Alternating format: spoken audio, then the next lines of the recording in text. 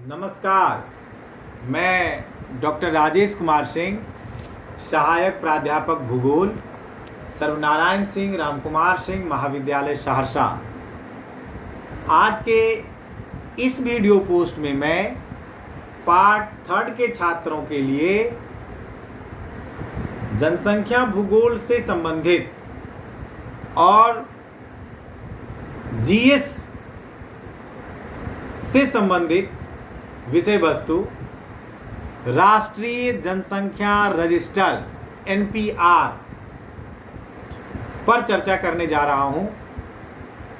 यह विषय वस्तु आपको जीएस में पूछे जाने की इसकी बहुत अधिक संभावना है, क्योंकि हमारे देश में पहली बार एनपीआर के तहत जो है सो जनगणना जो 2021 का होगा उसमें इसको लागू करने की बात है, लागू की जा रही है। इसलिए ये अति महत्वपूर्ण विषय है आपको जीएस के लिए। तो मैंने सोचा कि आपको, चूँकि जनसंख्या भूगोल से संबंधित विषय वस्तु पर अभी मैं पोस्ट कर रहा हूँ और लगातार मैंने जनसंख्या से संबंधित जो भी विषय वस्तु आपको पार्ट 3 में पढ़ना है उस सारे विषय वस्तु का नोट्स मैं एक एक करके बना करके पीडीएफ फाइल और वीडियो फाइल जो है दोनों डालते जा रहा हूँ। तो इसी क्रम में मैंने सोचा कि चूँकि ये जनसंख्या भूगोल से संबंधित, पॉपुलेशन से संबंधित विषय वस्तु है, तो और ये जीएस में पूछे जाने की अत्यधिक संभावना भी इसकी बनती है, तो इसी क्रम में मैंने जो है सो सोचा कि आप लोगों को एनपीआर के बारे में भी जो है सो बताऊँ, आपको इसकी जानकारी हो कि ये एनपीआर क्या है। तो आइए हम लोग आज इस विषय वस्तु पर चर्चा करें और इसको समझने का प्रयास करें। राष्ट्रीय जनसंख्या रजिस्टर, नेशनल पॉपुलेशन रजिस्टर, जिसको शॉर्ट फॉर्म में हम लोग एनपीआर कहते हैं।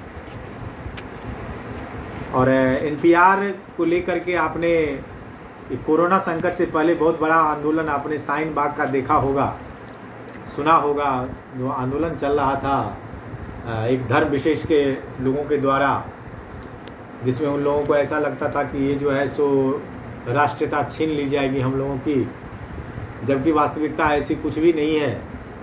किसी को इससे कुछ हानि होने जा नहीं रहा है और पूरे दुनिया के लगभग सारे देशों में जो है सो एनपीआर लागू है। हमारे ही देश में जो है सो एनपीआर नहीं है, और वो होना चाहिए। क्यों होना चाहिए, इसकी क्या महत्ता है, इन सारी बातों पर हम लोग चर्चा करेंगे, इसको समझेंगे। तो आइए इस विषय वस्तु पर मैं बृहद चर्चा कर रहा हूँ, इसको बड़ी ध्यान से सुनिएगा, समझिएगा। भारत सरकार ने पहली बार जनसंख्या अभियान के दौरान देश के लिए एक राष्ट्रीय जनसंख्या रजिस्टर तैयार करने का निर्णय लिया है। यह नागरिकता अधिनियम 1955 और नागरिकों का पंजीयन और राष्ट्रीय पहचान जारी करना नियमावली 2003 के अंतर्गत चलाई जा रही है। कहने का तात्पर्य यह है कि ये जो 2021 की जो जनगणना होगी, इस जनगणना में हमारे देश में पहली बार जो है सो एक राष्ट्रीय रजिस्टर तैयार करने का निर्णय लिया गया है। ये जो राष्ट्रीय जनसंख्या रजिस्टर एनपीआर तैयार करने का जो निर्णय लिया गया है, यह निर्णय किस भारत के संविधान के किस अधिनियम के तहत लिया गया है, इसको जरा गौर से सुनिएगा। सो यह जो है सो नागरिकता अधिनियम 1955, नागरिकता अधिनियम 1955 और नागरिकता कोष्ठ में नागरिकों का पंजीयन और राष्ट्रीय पहचान जारी करना नियमावली 2003, यानी कि वर्ष 2003 में ही जो है सो एनपीआर को लागू करने के लिए सरकार के द्वारा कानून बना दिया गया था। वर्ष 2003 में, गौर से सुनिएगा, वर्ष 2003 में ही जो है सो नागरिकता नियमावली 2003 संसद से पास कर दिया गया था। और उसी नियमावली के तहत वर्तमान सरकार जो है सो ये एनपीआर जो है सो जनगणना 2021 में तैयार करने जा रही है या तैयार करवाएगी।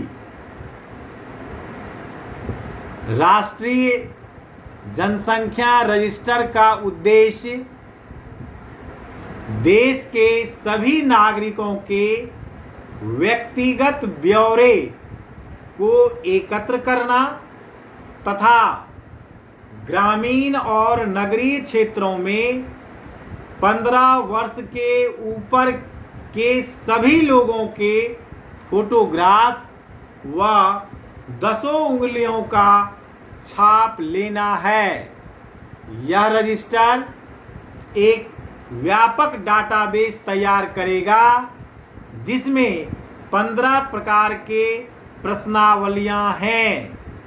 कहने का तात्पर्य है कि एनपीआर रजिस्टर जो तैयार होगा इसमें शहर और गांव दोनों में निवास करने वाले 15 वर्ष से ऊपर की जो आयु वर्ग की जो आबादी है कि जो लोग हैं उनका फोटोग्राफ लिया जाएगा और उनके 10 उंगली का जो है सो छाप लिया जाएगा, जिसके आधार पर हर एक व्यक्ति का जो है सो एक जो रजिस्टर होगा वो व्यापक डाटाबेस मतलब कि तैयार सरकार करेगी।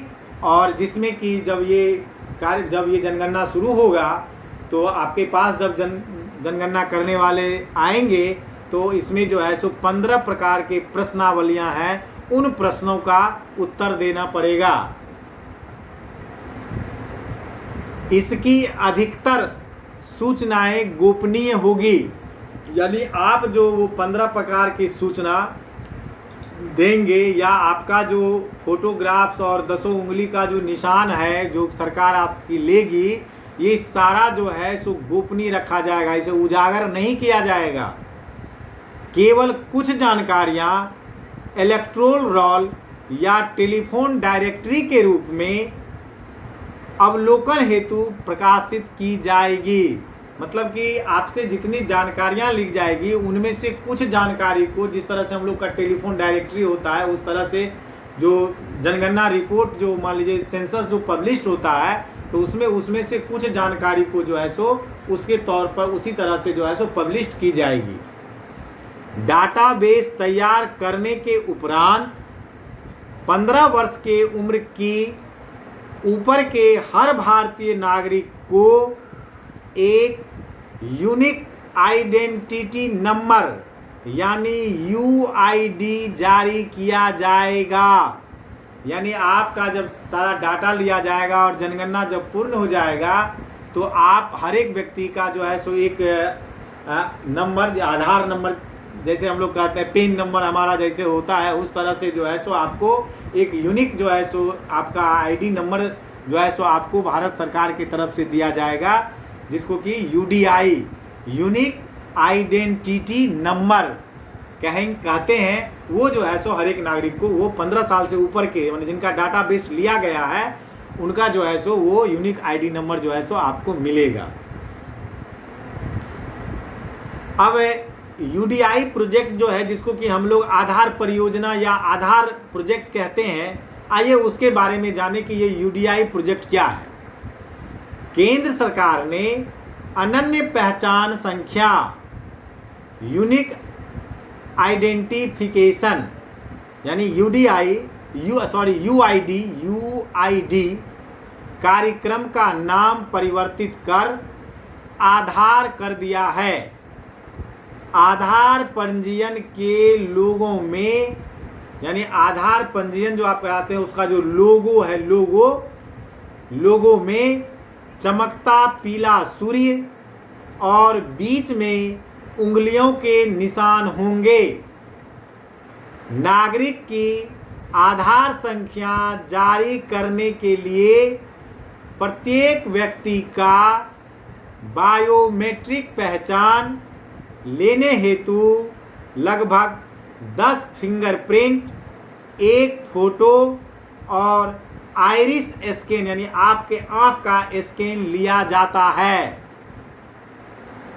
29 सितंबर 2010 को उत्तर महाराष्ट्र के नांदुरबार जिले के तेम्भाली गांव में महत्वाकांक्षी यूआईडी प्रोजेक्ट, जिसको अब हम लोग आधार परियोजना कहते हैं, का उद्घाटन किया गया था।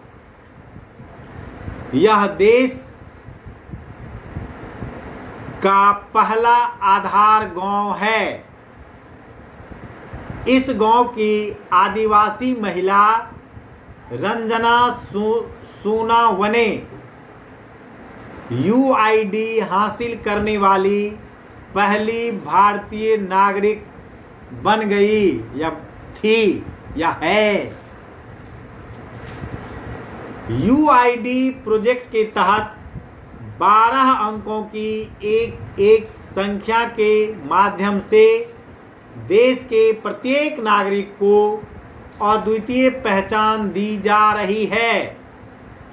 गरीबी रेखा से नीचे रहने वाले लोगों को आधार संख्या के आवंटन पर प्रारंभ में रुपये का भुगतान किए जाने का प्रावधान है। ऊपर रहने वाले लोगों को आधार संख्या के आवंटन पर 100 रुपये का भुगतान किए जाने का प्रावधान है।